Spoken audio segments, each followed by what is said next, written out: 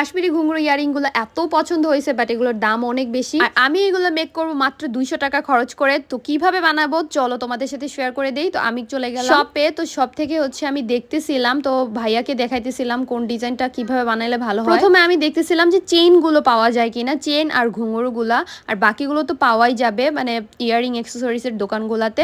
তো দেখলাম যে হ্যাঁ, চেইনও পাওয়া যাবে, ঘুঙরু গুলোও পাওয়া যাবে। এরপর আমি ইয়ারিং এর যে বেসগুলো আছে ওইগুলো দেখতেছিলাম কোনটার সাথে কোনটা ভালো লাগতেছে। তো ভাইয়া আমাকে অনেক হেল্প করেছে। তার আগে একটু বলে নেই, আমি আমার চুল নিয়ে অনেক দিন ধরে অনেক টেনশন করতেছিলাম, বাট এখন আর কোনো টেনশন নাই। আমার চুল পড়া বন্ধ হয়ে গেছে, নতুন চুল অনেক গজাচ্ছে। সিল্কাওরা ব্র্যান্ডের এই হেয়ার এসেন্সটা ব্যবহার করে, এটা আমি দিনে ব্যবহার করছি। গোসলের আগে 3 ঘন্টা মাথায় দিয়ে স্ক্যাল্পে সুন্দর মতো ম্যাসাজ করে শ্যাম্পু করে ফেলবা। রাতেও ঘুমানোর 2 ঘন্টা আগে দিয়ে সারা রাত রেখে সকালে শ্যাম্পু করে ফেলতে পারো। এটি চুল পড়া কমাবে, নতুন চুল গজাতে অনেক হেল্প করে, ডিপ হাইড্রেটিং করে, তোমার চুলটাকে হেলদি করে। সিল্কাওরা পেজের লিংক ডিসক্রিপশনে দিয়ে দিব, তোমরা পারচেজ করে নিতে পারো। তো এখানে আমি কি কি এনেছি তোমাদেরকে একটু দেখায় দেই। মূলত ইয়ারিংটা বানাতে আমার যা যা লাগছে, এখানে আমি ঘুঙরুগুলো কিনেছি, ঘুঙরু লাগানোর জন্য চেইন, তারপর হচ্ছে যে অ্যাডজাস্টার আছে এগুলো সব কিছু কিনে নিয়েছি।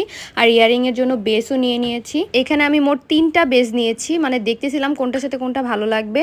তো আমি এত বড় ইয়ারিং বানাতে চাচ্ছিলাম না, মানে সিম্পলের মধ্যেই করতে চাচ্ছিলাম। অনেকে বলবে এগুলোর দাম কত নিয়েছিল, এগুলো হচ্ছে গ্রাম হিসাবে নিয়েছিলাম, 40 টাকা তোলা হিসাবে এগুলো সেল করা হয়। এক এক জায়গায় এক এক দাম। তো আমি হচ্ছে নিউ মার্কেট থেকে কিনেছি, তো নিউ মার্কেটের দাম হচ্ছে এরকম 40 টাকা তোলা করে। তো এই তো ইয়ারিংটা ঠিক এরকম হবে, বেজের নিচে আমি আরো একটা বেজ দিব। এরপর একে একে আমি সব ঘুঙরুগুলো অ্যাড করব। তো এই তো এখানে আমি চেইনটাও নিয়ে নিয়েছি। আমার কাছে চেইন তারপর হচ্ছে ঘুঙরুটা একটু ডিসকালার লাগতেছিল, এগুলোকে কালার করতে হবে। তো বাকি পার্টটা সেকেন্ড পার্টে দেখাবো।